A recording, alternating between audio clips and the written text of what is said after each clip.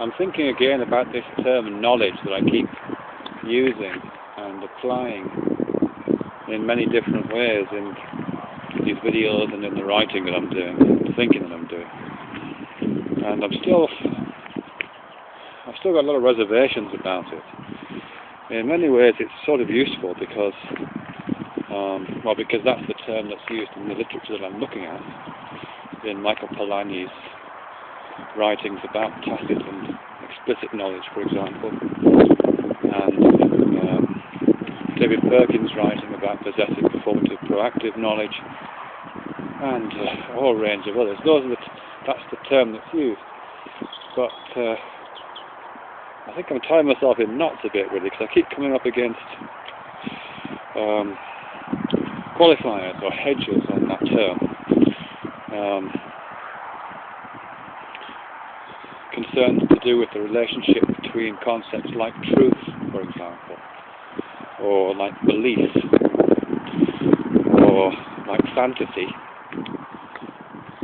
When these terms are in play, how do they affect this central term, knowledge?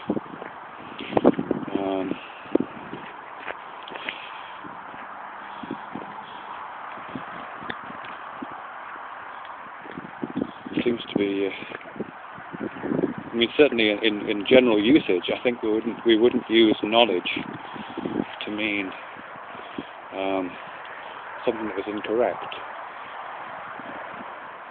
We might use belief in that sense.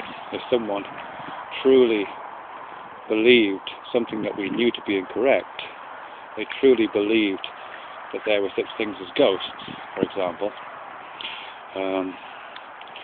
we might accept that that belief was present, but I'm not sure we'd say that they were actually in possession of knowledge. We'd have to find some other term.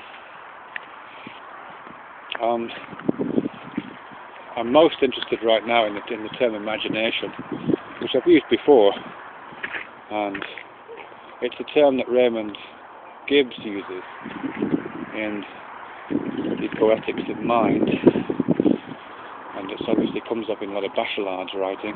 It talks about the poetic imagination. I'm not committing myself to it yet, but that might be the most useful term for a sort of generalized sense of cognition, but also a kind of structured cognition and a kind of conscious, well, not just conscious, but a kind of aware cognition, if you like, something like that. Obviously the term imagination does come with a lot of baggage.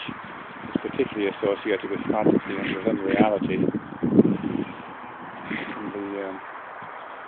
It can be pejorative if you say something is just my imagination, when we deprive it of a reality status.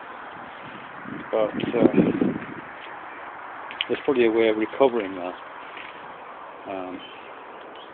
if we associate the word imagination with the act of thought, including thinking that which is real.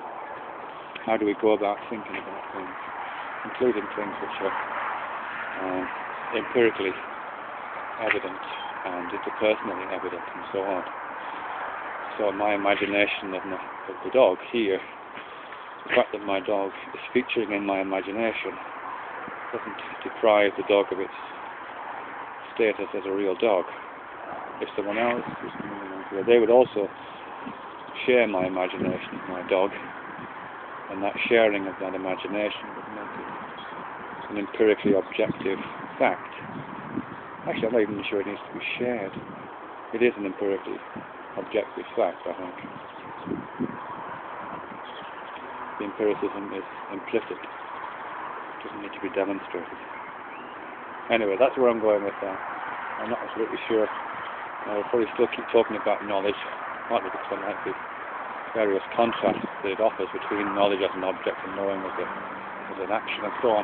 So perhaps it's this relationship between these various knowledge terms and this overall encompassing idea of an imagination, particularly, or possibly, with a stress laid on the poetic imagination.